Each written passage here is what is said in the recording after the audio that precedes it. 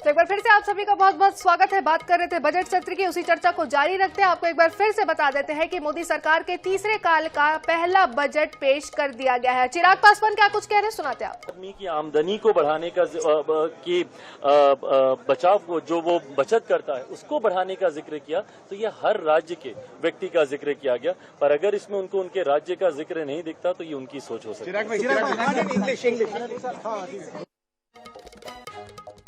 तो केंद्रीय मंत्री चिराग पासवान की प्रतिक्रिया हम सुन रहे थे। उन्होंने बजट पर अपनी प्रतिक्रिया दी है। आपको बता दें कि बजट में सरकार ने गरीब, महिला, युवा और अन्नदाताओं पर फोकस किया है। वित्त मंत्री निर्मला सीतारमण ने कहा है कि भारत की अर्थव्यवस्था की वृद्धि लगातार शानदार बनी हुई है। रोजगार, कौशल, एमएसएमई और मध्यम वर्ग पर निरंतर ध्यान दिया जा रहा है। केंद्रीय बजट में हर साल 25,000 छात्रों की मदद के लिए मॉडल कौशल ऋण योजना में संशोधन का प्रस्ताव है। घरेलू संस्थानों में उच्च शिक्षा के लिए 10 लाख रुपए तक का लोन। खास रोजगार के लिए अनेक योजनाएं हैं, स्किलिंग के लिए योजनाएं हैं, मध्य वर्गीयों की सशक्तिकरण हो, विशेष करके उनकी जिंदगी में और सहूलियत आए, उसके लिए अनेक योजनाएं हैं।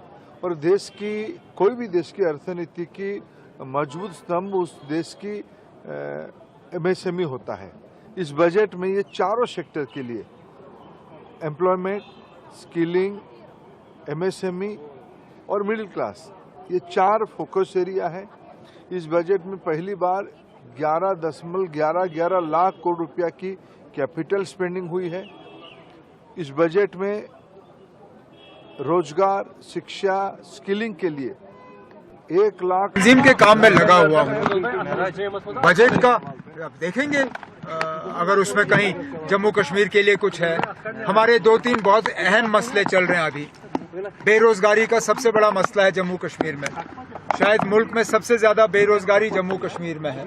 अब उस बेरोजगारी के लिए अगर जम्मू कश्मीर के लिए कोई खास जिक्र है वो हम देखना चाहेंगे। यहाँ बिजली और पानी की बड़ी अहम समस्या है। हम चाहेंगे कि बजट में इन चीजों का जिक्र हो। नहीं होगा तो हमारे दो एमपी हैं, वो जरूर इस मामले को उठाएंगे वहाँ पे। सुप्रीम कोर्ट को लेकर जो ऑर्डर आया था कांवड़ यात्रा को लेकर, जो निर्णय नहीं, अच्छी बात है ना। देखिए, ऐसा ऑर्डर कभी होना ही नहीं चाहिए था। अब कांवड़ियों के लिए जो है ये वहाँ पे ऐलान करते हैं कि वहाँ दुकानदारों के नाम होने चाहिए। वहाँ की इंफ्रास्ट्रक्चर बढ़े, इसके ऊपर जोर दिया गया है। इस बजट में प्रधानमंत्री आवास योजना को महत्व दिया गया है। मुद्रा लोन में जो सेकंड लेवल है उस पर जोर दिया गया। उसमें देश की अर्थनीति ट्रिकल डाउन इम्पैक्ट की तरफ नीचे, अर्थनीति के जो एकदम नीचे पायदाने पे जो स्टेक होल्डर है वो भी उसके लाभार्थी हो पाएगा, उसको और मजबूती से आगे जा पाएगा। अनेक टैक्स की सहूलियत दी गई है। ये सारे को मैं तुलना करूं, इस बजट देश में नया रोजगार सृजन करेगा। Next generation skilling, upskilling, reskilling की कल्पना इस बजट में की गई है। 1000 ITI को देश की इंडस्ट्री के साथ मिलके 21st सेंचुरी रिक्वायरमेंट के लेवल पे उसको तैयार किया जाएगा। एजुकेशन लोन, स्किल लोन, अनेक युवा हितैषी कार्यक्रम इस बजट में लाया गया है। लेकिन विपक्ष का कहना है कि ये जो बजट है ये बिहार आंध्रा सेंट्रिक बजट है और नंबर 2 की सरकार बचाने वाला बजट है। ये बजट देश की मध्यवर्गीयों के लिए है। ये बजट देश की, क्या प्रधानमंत्री आवास योजना सिर्फ बिहार और आंध्र में बनने वाला है?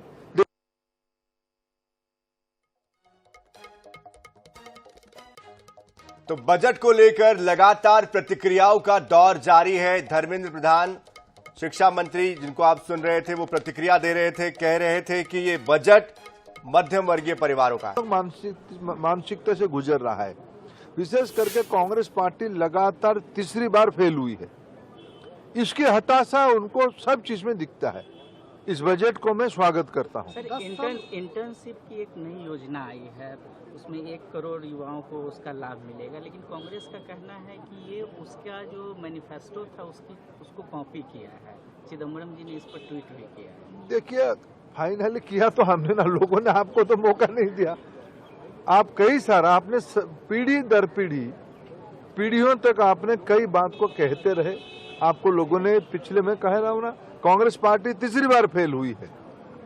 इसलिए तो नाम अभी कटा लेना चाहिए, चिदम्बरम साहब नाम कटा के और कहीं स्कूल में दाखिला करनी चाहिए।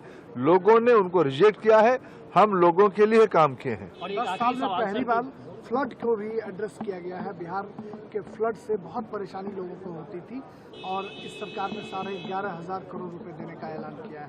मैंने वही कहा ना कि देश में पूर्वी भारत को महत्व मिला है। पूर्वी भारत की मेहनत कश लोग देश की अर्थनीति में गति लाते हैं। उनके मन में रहता था कि हमारी इलाका कब पश्चिम जैसे, दक्षिण जैसे, उत्तर जैसे विकसित होगा। इस बार बजट की जो आउटलाइन है, तो विपक्ष पर भी निशाना साधते हुए दिखाई दे रहे हैं धर्मेंद्र प्रधान, और विपक्ष को सीधे सीधे सीख देने की बात वो कह रहे हैं कि अब उनको ये बातें छोड़ देनी चाहिए।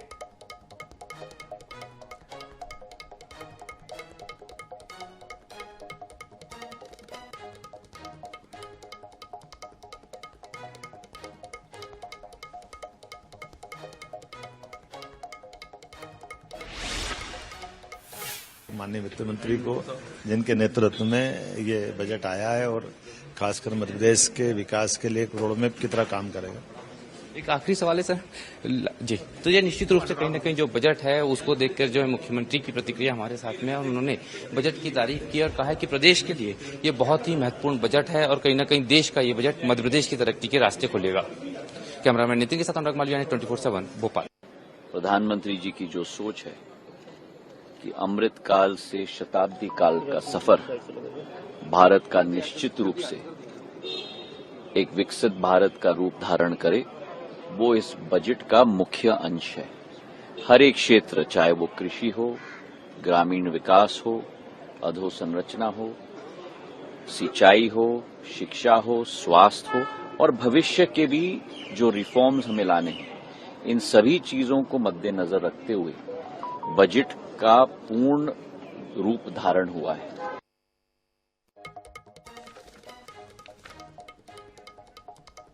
ये यूनियन बजट जो 2024-25 का पेश किया गया था, एक तरीके से सबके लिए ड्रीम बजट है, सब सेक्शन के लिए और खास करके युवाओं के लिए और महिलाओं के लिए।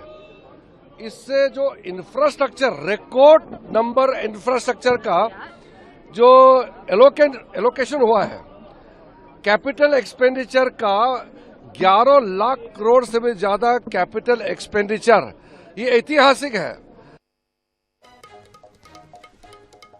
तो किरण रिजिजू जो कि संसदीय कार्य मंत्री है, उनको आप सुन रहे थे। ऐतिहासिक बजट वो बता रहे हैं और बजट में कोशिश की गई है कि सभी वर्गों को साधा जाए और खासतौर पर युवाओं के लिए जो प्रावधान किए गए हैं, 500 कंपनियों में इंटर्नशिप और 5,000 रुपए प्रति माह 1 साल तक के लिए युवाओं को दिए जाएंगे। साथ ही मुद्रा लोन की जो राशि है, अधिकतम राशि 10 लाख से बढ़ाकर 20 लाख की गई है। लेकिन मध्य प्रदेश के सीएम ने बजट को लेकर क्या प्रतिक्रिया दी है, वो भी आपको सुनाते हैं। मैं विकसित भारत का आधार पर जो बजट प्रस्तुत किया गया, मेरी अपनी ओर से बजट की बहुत बहुत बधाई।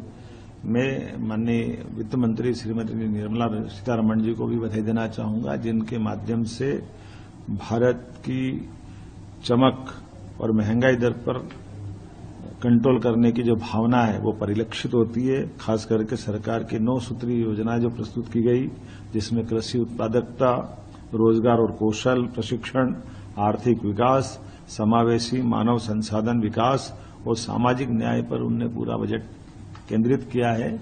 निश्चित रूप से यशस्वी प्रधानमंत्री के नेतृत्व में भारत दुनिया में अपनी एक नई पहचान कायम करेगा। ये बजट मध्य प्रदेश को भी अपने विकास के साथ कदम से कदम मिलाने के लिए मौका देगा। विकसित भारत में ही विकसित मध्य प्रदेश की संभावना भी छिपी हुई है। इस नाते से मैं पूरे बजट की अपनी ओर से बधाई देता हूं, शुभकामना देता हूं। तो सुना आपने मध्य प्रदेश के सीएम को, जो कि बजट की तारीफ कर रहे थे, बजट को बेहतर बता रहे थे, विकसित भारत की सोच के साथ बजट लाने की बात वो कह रहे थे। वही इस पूरे बजट को अगर देखा जाए, समझा जाए, तो इसमें जो बातें महत्वपूर्ण है, उसमें आपके जो रोजमर्रा की जो चीजें हैं उसके बारे में भी आपको जानकारी दे देते हैं। जूते, चप्पल और कपड़े सस्ते होंगे। सोने चांदी पर कस्टम ड्यूटी को घटाया गया है 6% तक। सोना चांदी प्लेटिनियम अब सस्ता हुआ है। प्लास्टिक के जो सामान हैं वो महंगे होंगे। एक राहत की बात उनके लिए भी जो कैंसर का इलाज करवा रहे हैं, कैंसर की दवाइयां सस्ती होगी। सोलर पैनल के जो दाम है वो नहीं बढ़ेंगे। इनकम टैक्स को अब और आसान बनाया जाएगा। टीडीएस समय पर नहीं दिया तो इसको अपराध की श्रेणी में नहीं लाया जाएगा। लेकिन इस बीच कृषि मंत्री की भी प्रतिक्रिया आ रही है। शिवराज सिंह चौहान जी क्या कह रहे हैं वो भी सुना देता है।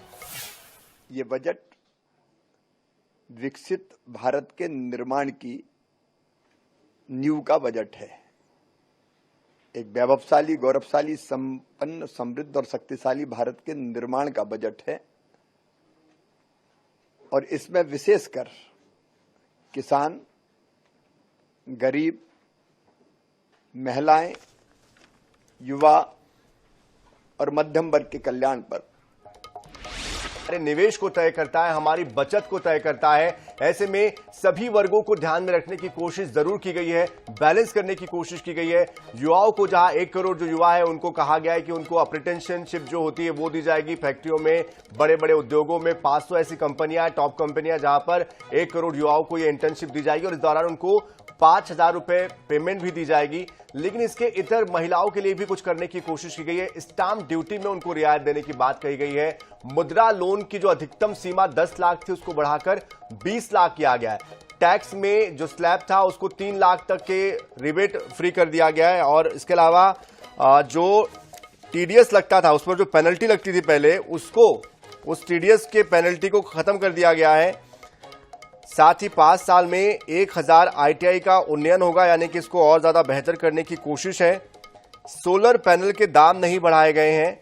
और सबसे जो एक बहुत ही एक अच्छा जो कदम उठाया गया है वो कैंसर की जो दवाइयां होती है उसको लेकर उठाया गया है, जिससे कि जो कैंसर से पीड़ित लोग हैं उनकी दवाइयां सस्ती होगी, उनको थोड़ी राहत जरूर मिलेगी। प्रधानमंत्री तो हमेशा बातें करते हैं, 10 साल से प्रधानमंत्री बजट पर बात कर रहे हैं, लेकिन बजट से आम जनता को क्या मिला 10 साल में? किसान, बेरोजगार, युवा, स्टूडेंट्स, बड़ी बड़ी बातें तो होती है। इस देश में बड़ी बड़ी शादियां होती है और बजट पर बड़ी बड़ी बातें होती है। आप खुश नहीं? तो उन्होंने कस दिया है, बड़ी बड़ी शादियां होती है और बजट में कुछ नहीं होता है। संजय राउत तेज तर्रार नेता है शिवसेना उद्धव ठाकरे गुट के, और इस बजट का मतलब उनके हिसाब से और अलग हो जाता है, क्योंकि इस बार लोकसभा चुनाव में पार्टी ने अच्छा प्रदर्शन किया है और इस बार विधानसभा के चुनाव भी होने हैं महाराष्ट्र में, तो जाहिर तौर पर। लेकिन इस बीच आपको शशि थरूर की प्रतिक्रिया भी सुना देते हैं।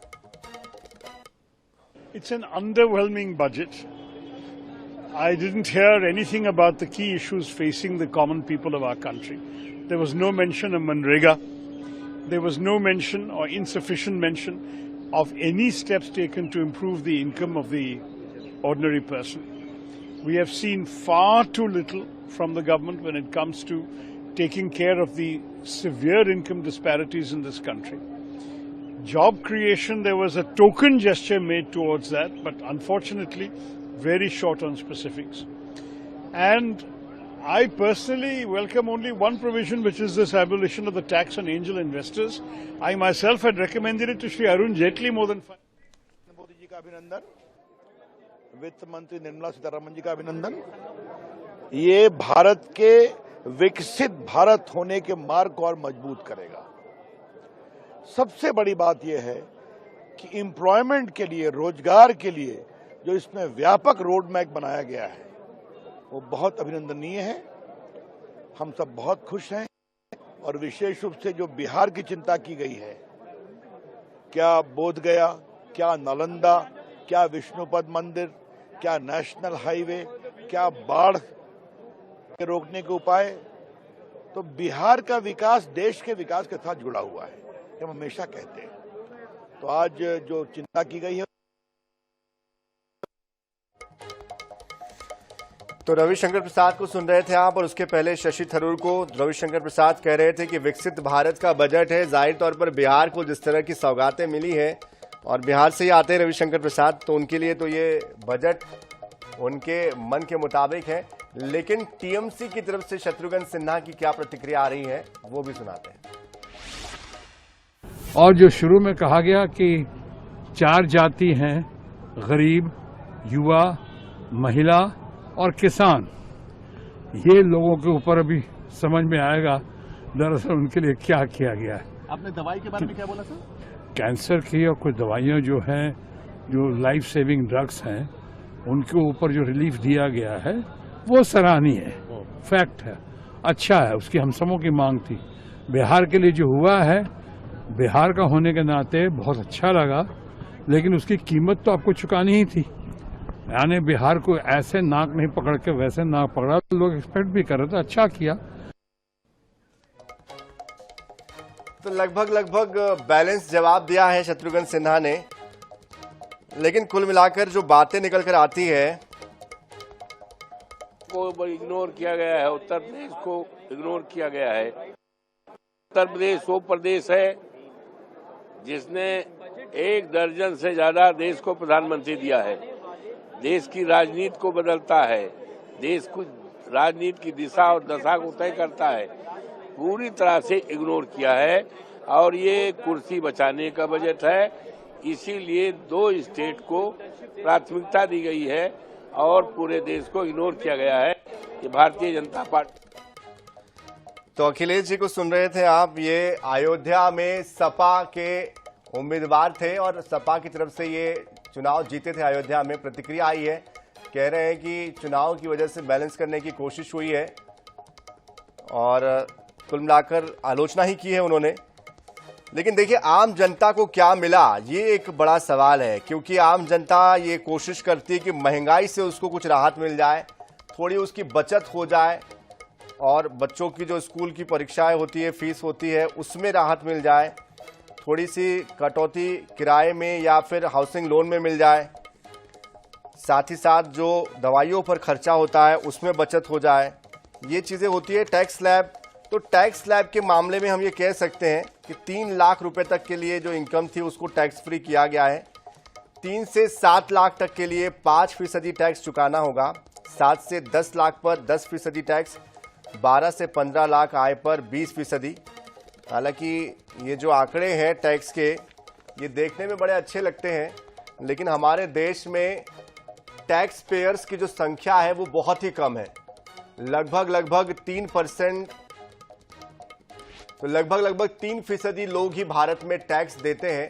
ऐसे में आप और हम ये समझ सकते हैं कि जब टैक्स देने वालों की संख्या कम होगी तो कैसे काम चलेगा। तो टैक्स देना भी जरूरी है, लेकिन साथ में हमको ये भी नहीं भूलना चाहिए कि हम हर जगह पर टैक्स देते हैं, जीएसटी के तौर पर हम ये टैक्स देते हैं। चाहे हम कोई भी प्रोडक्ट खरीदे, प्रोडक्ट खरीदते समय हम टैक्स देते हैं, उसकी जो बिलिंग होती है उसका अलग टैक्स होता है, रोड पर जब वो प्रोडक्ट आता है, चाहे कोई वाहन हो या कुछ हो, उसका अलग टैक्स होता है, हाउसिंग लोन जब आप लेते हैं तो उसमें अलग टैक्स होता है, और जो प्रॉपर्टी टैक्स हम जब हाउसिंग लोन के लिए रजिस्ट्री करते हैं उस वक्त हम जो देते हैं वो अलग होता है। तो तमाम तरह के जो टैक्स है उससे कहीं राहत मिलती हुई इस बजट में दिखाई नहीं दे रही है। उम्मीद सभी ने की थी कि कुछ राहत मिलेगी, लेकिन और क्या कुछ इस बजट के पिटारे में छुपा हुआ है वो भी आपको बताएंगे। अभी रुक रहे छोटे से ब्रेक।